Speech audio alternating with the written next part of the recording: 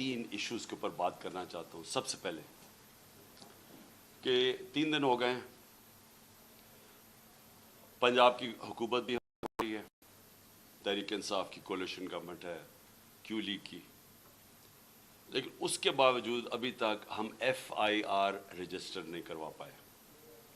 और FIR क्यों नहीं रजिस्टर करवा पाए? क्योंकि वो कहते हैं जी प्राइम मिनिस्टर के खिलाफ तो ठीक है, हम तैयार हैं, इंटीरियर मिनिस्टर के लिए भी हम तैयार हैं, लेकिन वो जो army officer major general Faisal है उसकी नहीं आप FIR कटवा सकते। तो मैं सबसे पहले तो अपनी कौम से और अपने लोगों से, अपनी सारे इंसाफ के निज़ाम से, जो जानते हैं पाकिस्तान का आइन क्या है, मेरा तो सबसे बड़ा सवाल ये है कि क्या पाकिस्तान में कोई ऐसे लोग हैं जो कानून से ऊपर है, कि वो यानी इस मुल्क का कानून को अप्लाई नहीं करता?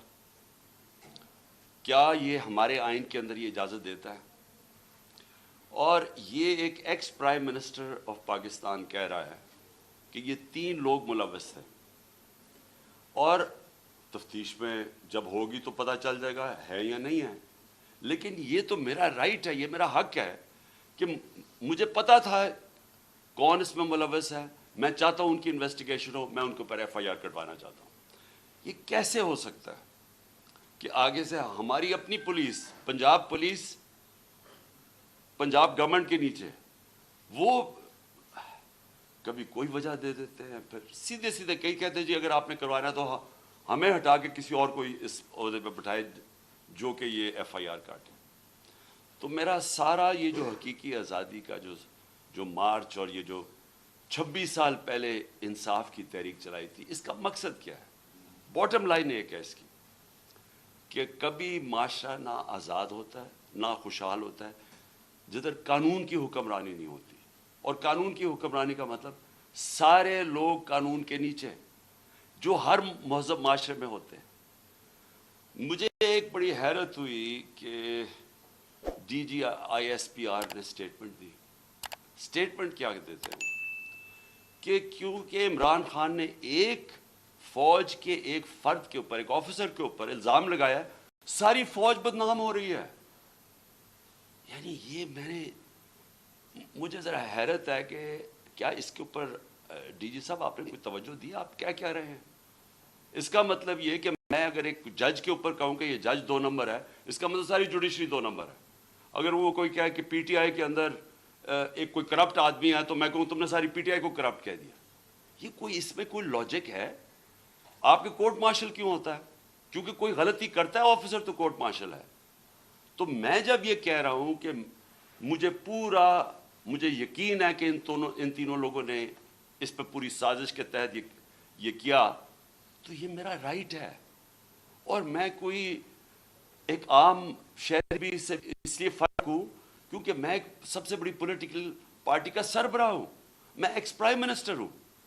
और मैं अगर ये FIR के अंदर ये इसका नाम नहीं लिखवा सकता, मैं आप सवाल पूछता हूँ कि बाकी कौम का क्या गुजर करती होगी, आम आदमी इस मुल्क में क्या करता होगा? मुझे ये बताएं कि ये तो मैं जो सारी मेरी जो 26 साल पहले तहरीक इंसाफ फॉर्म की थी, वो फिर साबित हो गया कि यहाँ तो सिर्फ ताकतवर जो है वो कानून से ऊपर और वो सारा कुछ है, आम आदमी को इंसाफ नहीं मिलता यहाँ। और जब तक आम आदमी को इंसाफ नहीं मिलता वो आज़ाद नहीं होता। तो वो कौम जिसमें इंसाफ नहीं, वो गुलाम रहती है, और गुलाम कौमों परवाज नहीं कर सकती। ये मैं जितनी भी दुनिया की डेमोक्रेसी में देखो, ये तासुर कोई सोच भी नहीं सकता इस तरह। पहला मेरा ये पॉइंट है। दूसरा मेरा पॉइंट ये है कि जब ये अभी शहबाज शरीफ ने बात की जुडिशल कमीशन की, तो मैं वेलकम करता हूं कि जुडिशल कमीशन बना। लेकिन मेरा पहला पॉइंट ये है कि जुडिशल कमीशन क्या करेगी जब जो 3 लोगों के मैंने नाम लिए हैं, इन 3 के नीचे सारी वो एजेंसी जिन्हें इन्वेस्टिगेट कर रही हैं। अब हम कैसे एक इम्पार्शल صاف اور شفاف انویسٹیگیشن کروا سکتے ہیں جب ان کے سربراہ وہ بیٹھے ہوئے ہیں جن کے نیچے لوگوں نے انویسٹیگیٹ کرنا ہے. یہ ہو ہی نہیں سکتا. اس لیے میں نے یہ کہا تھا کہ تین ڈیزائن کریں تاکہ انویسٹیگیشن صحیح ہو سکے. ہو سکتا ہے میں غلط ہوں, لیکن مجھے ایک اس ملک کے اندر ایک صاف اور شفاف انویسٹیگیشن چاہیے. اور انویسٹیگیشن اس لیے کہ میں پہلے بھی یہ پورا اس کا ایک پیٹرن ہے. یہ نہیں کہ میں نے ایک دم اٹھ کے کہہ دیا کہ یہ جی یہ کہ فلانا اس میں انوالوڈ ہے. اس کا ایک پیٹرن ہے. پہلے ایک ویڈیو نکلتی ہے جس میں مجھے یہ بتایا جاتا ہے کہ میں کوئی مذہب کی توہین کر رہا ہوں. وہ کدھر سے نکلتی ہے وہ اس انویسٹیگیشن میں پتہ چلنا چاہیے. وہ کون نکالتا ہے, وہ پھر اس کو کون اٹھاتا ہے. ایک وہ جرنلسٹ اٹھاتا ہے جس کی افیلیشن ایک پارٹی سے ہے, یہ انویسٹیگیشن میں آئے گی. اس کے بعد کون پریس کانفرنس کرواتا ہے, مریم صفدر, مریم وہ اورنگزیب اور جاوید لطیف سے, اور وہ مجھے کہتے ہیں کہ میں نے مذہب کی توہین کی ہے اور وہ ویڈیو دکھاتے ہیں. اس کے اوپر ان کے اوپر ہم ایف آئی آر کٹوائیں, کیونکہ مجھے پتہ چل گیا تھا کہ انہوں نے اب اس کو استعمال کر کے وہی سلمان تاثیر ٹائپ قتل کروانا ہے میرا. ان دونوں کے اوپر ہم پھر ایف آئی آر, ان تینوں کے اوپر ایف آئی آر بڑی مشکلوں سے کرتی ہے. اس کے بعد میں پبلک میں جا کے جلسوں میں اور انٹرویوز میں بتاتا ہوں کہ ان کی سازش کیا ہے, انہوں نے کس طرح استعمال کرنا ہے یہ ایک دینی انتہا پسند. اس نے جنوب میں آ کے مار دیا کیونکہ میں نے مذہب کی توہین کی. کوئی ایکشن نہیں لیا جاتا. اور پھر کیا ہوتا ہے جب میرے اوپر یہ واردات ہوتی ہے, آپ صرف اس کے بعد دیکھ لیں کہ اس کے بعد ہوتا کیا ہے. کون سے لوگ جو امیڈیٹلی ریئیکٹ کرتے ہیں. ابھی ایف آئی آر ہی نہیں کٹی, ابھی شروع ہی ہوئی ہے بات ابھی, اور ایک دم سٹیٹمنٹس آنی شروع ہو جاتی ہیں کہ جی عمران نے کسی مذہب کی توہین کی ہے. میرے سامنے یہ سارے ہیں. یہ ذرا دیکھیں وہ لوگ جو کہ ہمارے یعنی دوسری پارٹی سے افیلیشنز ہیں, وہ ایک دم ان کی ٹویٹس آنی شروع ہو جاتی ہیں. یعنی ابھی کوئی انویسٹیگیشن نہیں ہوتا اور وہ سارے یہی کہتے ہیں کہ ایک انتہا پسند نے کیا ہے.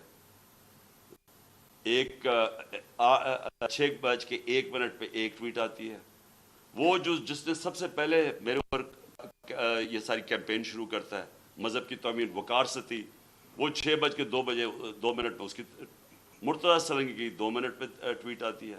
حامد میر کی 6:03 پہ آتی ہے. جیو نیوز کی 6:04 پہ آتی ہے. سما 6 بجے اس کی بھی 6:04. اس کے بعد یہ ہوتا کیسے ہے, وہ لوگ جو ایک دم ریئیکٹ کرتے ہیں جو کہ ایک سکرپٹ کے اوپر چل رہے ہیں. نہیں, اس کے علاوہ کیا ہوتا ہے, وہ کیسے ہوتا ہے کہ گورنمنٹ ہماری, پولیس ہماری, لیکن اس کا انٹرویو کروا کے اور وہ لیک کیا جاتا ہے. وہ جو بندوق چلانے والا ہے, ایک دم اس کا انٹرویو لیک کیا جاتا ہے. کون؟ پولیس. ہم پولیس سے پوچھتے ہیں, وہ کہتے ہیں جی ہم کیا کریں, ہمیں پیچھے سے پریشر تھا. آئی جی وہ آئی جی سے پوچھا جی آپ بتائیے کیسے یہ لیک ہوئی, وہ کہتا ہے جی ہیک ہو گئی. ایک کے بعد دوسرا جھوٹ بولا جاتا ہے. کون لوگ یہ انٹرسٹڈ تھے ایک دم اس کو بند کروانے. وہ جیسی انویسٹیگیشن ہوگی تو پہلے تو پتہ چلے گا کہ بلڈ اپ کس نے کیا اور پھر کس نے کور اپ کرنے کی کوشش کی. تو جب آپ یہ ہمیں کہتے ہیں کہ جوڈیشل کمیشن, میں کہتا ہوں اس سے بہتر چیز ہی رہی.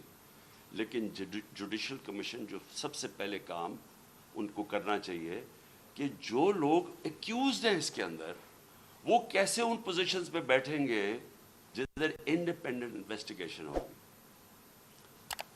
نمبر 2, میں یہ چاہتا ہوں کہ جوڈیشل کمیشن انکوائر کرے ارشد شریف کے اوپر, کیونکہ ہمیں پتہ ہے ارشد شریف کو کس سے خطرہ تھا.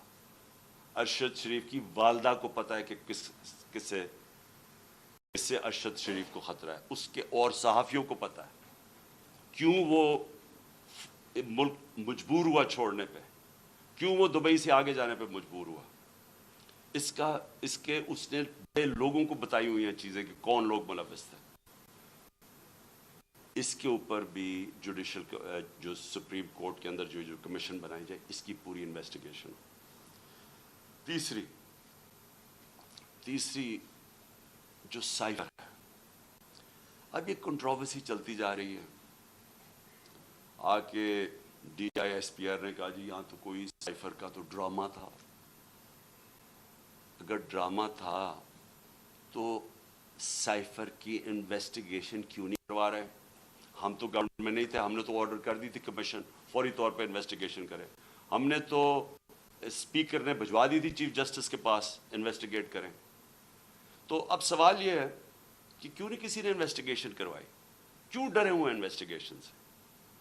کیونکہ آپ جو ساری بات بار بار کہتے ہیں کہ جی ہر قسم کی آتی ہے کہ جی یہ تو آتے رہتے ہیں ایسے سائفر. میں ایک ملک دنیا میں نہیں جانتا جدھر اس طرح کا کوئی سائفر آئے جی امبیسڈر کو پرائم منسٹر کو ہٹا دو. تو کیوں نہیں اس کے اوپر آگے بات کی؟ جب نیشنل سیکیورٹی کاؤنسل کہہ رہی ہے کہ مداخلت ہوئی ہے اور ڈیمارچ کر رہی ہے، تو آئی ایس پی آر کیوں کہہ رہا ہے کہ جی یہ تو کوئی ڈرامہ ہوا ہے؟ تو چیف جسٹس صاحب یہ بڑا سیریس چیز ہے. اس کے اوپر آپ کے پاس سائفر آیا ہوا ہے. یہ ملک کے اندر ہو سکتا ہے کہ یہ نہ سازش ہو جو یہ کہتے ہیں، لیکن جب تک آپ انویسٹیگیشن نہیں کریں گے پتہ کیسے چلے گا کہ مداخلت تھی یا سازش تھی؟ اور چوتھی جو میں سمجھتا ہوں کہ اس ملک کی تاریخ کی سب سے شرمناک چیز ہوئی ہے، اس کے اوپر چیف جسٹس صاحب اور یہ جوڈیشل کمیشن بیٹھ کے ضرور انکوائری کریں. پہلے اعظم خان سواتی کو جس طرح انہوں نے پوتے اور پوتیوں کے سامنے مارا، اس نے ہر فورم پہ یہ بولا ہے کہ اس کو پہلے آ کے پکڑ کے مارا صبح کے 3 بجے، پھر اس کو ایجنسیز کے، اور اس نے نام لیا ہے یہ dirty Harry major general Faisal, اس کا نام لیا ہے کہ اس نے اور اس کے بعد آئی ایس آئی کو ہینڈل کیا جو اس کے نیچے تھی، اور اس کو ننگا کر کے مارا. اور ننگا کر کے مار کے اس کو کہہ رہے تھے کہ یہ بتاؤ یہ عمران خان سے بھی یہ ہوگا. اور جب اس کو تکلیف تھی وہ ہنس رہے تھے. ایک یہ شرمناک ہے کہ پاکستان کے سینیٹر کو ایک دوسرے تنقید کر دی. ساری دنیا میں جو پاکستان ایک بنانا ریپبلک کی طرح ایک کمپیئر ہوتا ہے کہ کیا کس طرح کا ملک ہے کہ ایک سینیٹر کو ایک تنقید کے اوپر کیا. باہر تو کوئی نہیں انڈرسٹینڈ کرتا ہے. لیکن جو اس سے بھی شرمناک چیز ہے، جو ساری پاکستانی قوم ہل گئی ہے، وہ ہے جو انہوں نے ویڈیو بھیجی ہے اعظم سواتی کی بیوی کو. میں سمجھتا ہوں کہ جسٹس صاحب اس کے اوپر پوری تحقیقات کریں. وہی لوگ جو کہ وہ یوزول سسپیکٹس جو کور اپ کرنے کے لیے اب جو یہ میرا بھی یہ اسیسینیشن اٹیمپٹ کور اپ کر رہے ہیں اور اب بھی کر رہے ہیں، وہ کہہ رہے ہیں کہ جی وہ کوئی جعلی ویڈیو ہے، جی وہ کوئی فیک ویڈیو ہے. اعظم سواتی کے پاس اوریجنل وہ آئی ہوئی ہے، جدھر سے وہ بھیجی گئی ہے، جس نمبر سے بھیجی گئی ہے، ان کے پاس وہ پوری وہ ویڈیو ہے جس کے اندر وہ دکھایا جا رہا ہے، اور وہ فیک نہیں ہے. اور اعظم سواتی نے مجھے رات کال کر کے کہا کہ وہ سپریم کورٹ کے باہر وہ وہاں بیٹھ کے احتجاج کریں گے، دھرنا دیں گے، وہ ڈیمانڈ کریں گے کہ سپریم کورٹ ان کو جسٹس دے. سپریم کورٹ کی لاجز جوڈیشل لاجز تھی کوئٹہ کے اندر جدھر یہ ویڈیو بنائی گئی ہے. یہ ساری قوم آج سپریم کورٹ کی طرف دیکھ رہی ہے. اعظم سواتی نے فیصلہ کیا کہ وہ وہاں باہر دھرنا دے گا. ہمارے سارے پی آئی کے سینیٹرز اس کے ساتھ بیٹھیں گے، وکلا کے آرگنائزیشنز کے لوگوں کو دعوت دی ہوئی ہے، وہ آپ آ کے وہاں بیٹھیں اور ڈیمانڈ کریں کہ یہ ملک ہمارا یعنی کدھر گرتا جا رہا ہے کہ اس انتہا پر پہنچ گئے ہیں لوگ بلیک میل کرنے کے لیے، کنٹرول کرنے کے لیے. یہ اس طرح ہے کہ جس طرح کوئی لائن سے ہٹے گا تو اس کو بلیک میل کرنے کے لیے کوئی نہ کوئی چیز سامنے کر دے گی. اس انتہا پہ بھی کوئی نہیں سوچتا تھا وہ گر جائیں گے کہ میاں بیوی کی ویڈیو بنا کے انہوں نے اس کی بیوی کو بھیج دی. میں سمجھتا ہوں کہ یہ ایک ہر ملک کی تاریخ میں ایک ڈیفائننگ مومنٹ آ جاتا ہے. یہ وہ مومنٹ آ گیا پاکستان میں. میری ریکویسٹ یہ ہے کہ سارا جو ہمارا جسٹس سسٹم ہے، جو ہمارا انصاف کا نظام ہے، اس کی پوری ایک کریڈیبلٹی ایٹ سٹیک ہے. اگر اس نے اپنا اب عزت کرنی ہے پاکستان میں تو اس کو اب کھڑا ہونا پڑے گا کمزور کے ساتھ. رول آف لا امپلیمنٹ کرنا پڑے گا.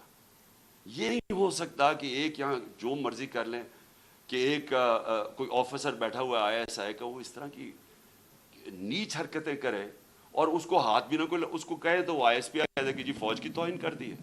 اس کو کچھ کہے تو جی ملک کی سیکورٹی کو کچھ ہو گیا.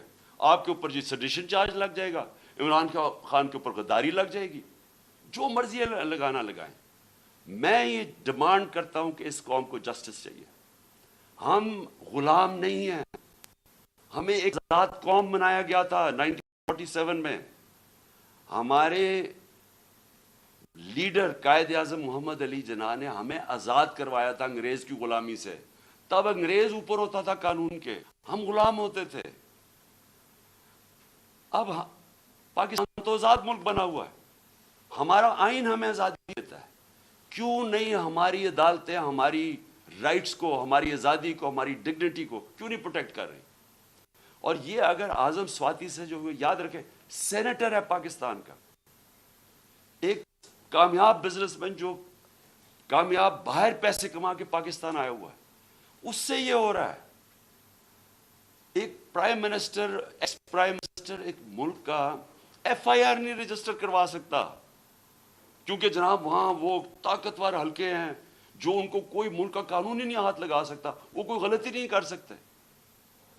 اگر فوج کے اندر اس طرح کے لوگ ہیں اور ان کے اوپر آپ ایکشن لیتے ہیں، یہ فوج کی بہتری ہے.